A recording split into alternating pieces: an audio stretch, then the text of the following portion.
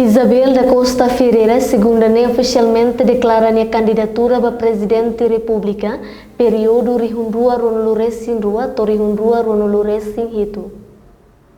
Declaração candidatura Isabel da Costa Ferreira para presidente da República, período Rihundua Ronulures Sinrua, Torihundua Ronulures Sinhitu ne, halau ia Casa Cidadania Colmera Dili. Antes declaração, halouluk missa, nebe presidi Husi Amu Angelo Salsina e a Igreja Seminário Menor Balidi Dili.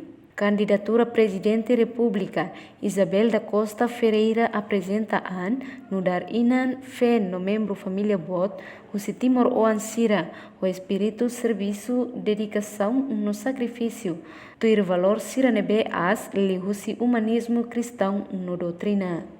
Ao exerce o direito de candidata no retam eleito no dar cidadão Timor-Oan, responsável no consciente para ao direito, mas bemos consciente para o dever sira para a família, para a comunidade no Hauniral. Ao apresenta a candidatura idane, no dar ina, no dar fé, no dar membro, família Bot Timor-Oan Sirania, com espírito serviço, dedicação, no sacrifício, tuir valor siranebe asliu, o humanismo cristão, no doutrina social igrejania, nebe dudu hau, a tu forte posição, em favor do desenvolvimento, crescimento, no progresso saudável nação minha.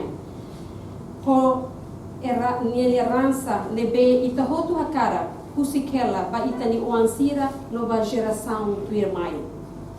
How apresenta a candidatura idane, luda profissional no jurista.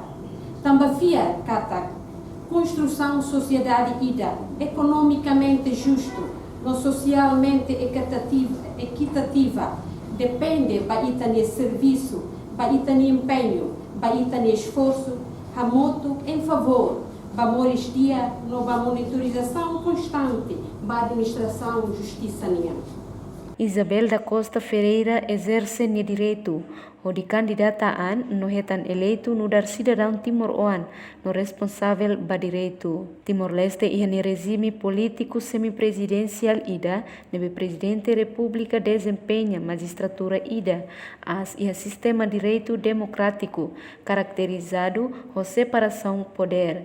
Reportagem Cidália Sombai, Sabina Sansa, Televisão Timor Post.